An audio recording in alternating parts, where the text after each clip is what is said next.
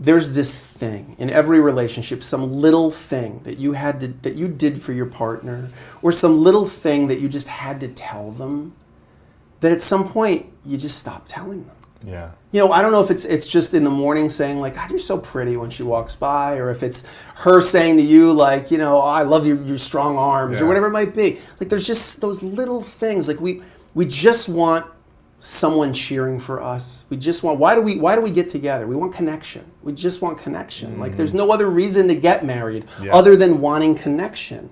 So those little disconnections, that's the ad, you know, and it's death by 1,000 paper cuts, you know, and that's the challenge for me is that's what people need to sort of find their way to connect to again. Yeah. What do you think are the most important things to find out about your spouse before getting married? See, I'm super pragmatic about that. I think you're going to be living with somebody. So I think you should know some bare bones things. Like I want to know, can you go to bed with a dish in the sink still?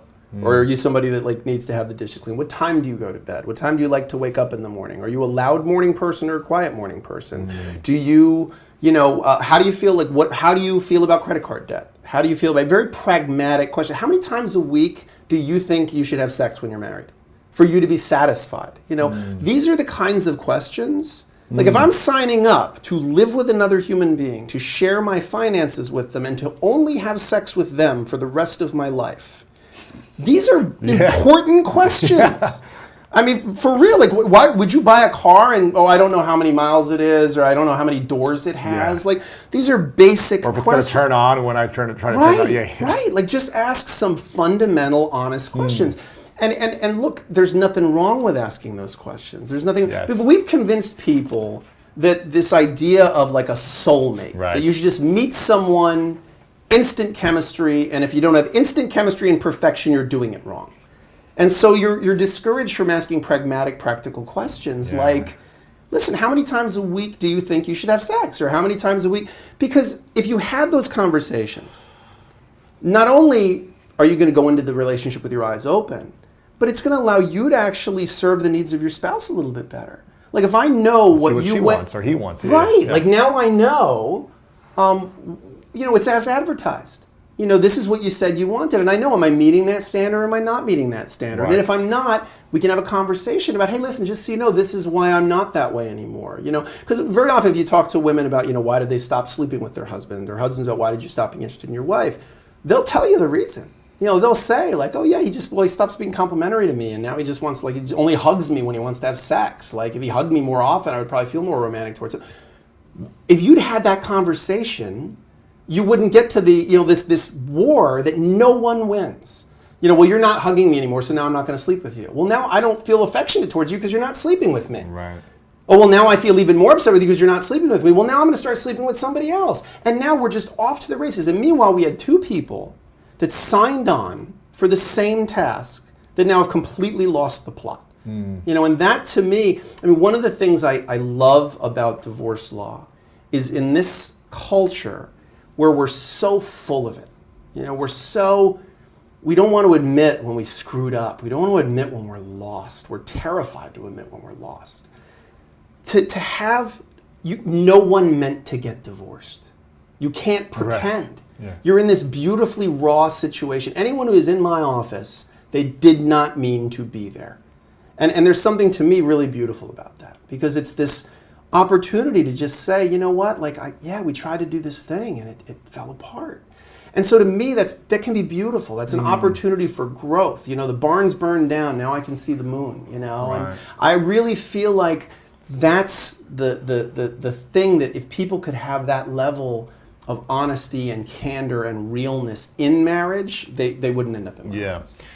When a couple is starting to lose connection, what do you think they can do to get reconnected?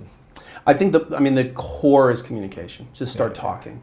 Just start. I talk about ways to have that conversation. Very pragmatic, practical. Like I didn't want to write a book that was filled with conclusions of lofty. So you need to reconnect with your partner. What the hell does that mean? Like when your partner says, I want to feel more fulfilled. What does that mean? Like, do you mean you want to have a date night once a week, or do you mean you want to surf more often? Because I don't know if I should take you out to dinner or drive you to the beach. Right. Like, what does that mean? Yeah. Specifically.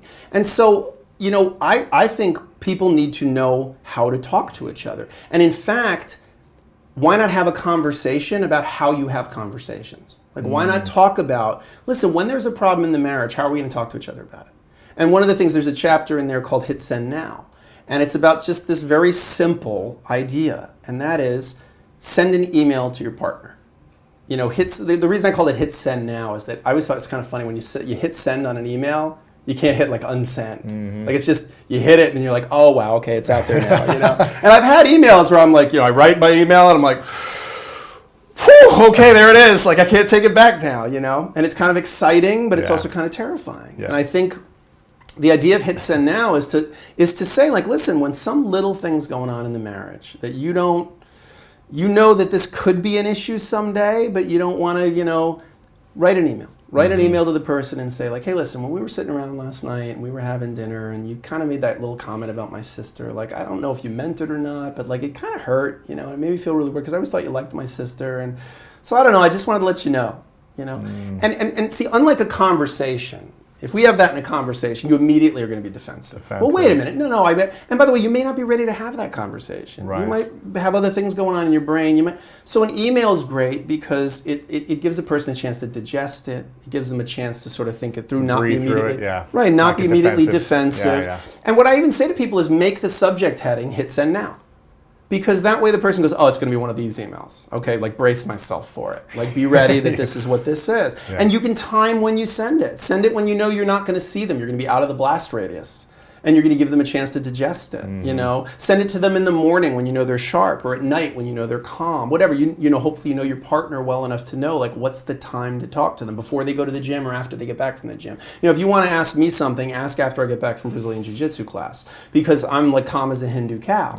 You know, but if you see me on a Friday morning when I've got court, like, this is not the time to talk to me about relationship issues. So I would say the best thing people can do is communicate in a very clear way with each other.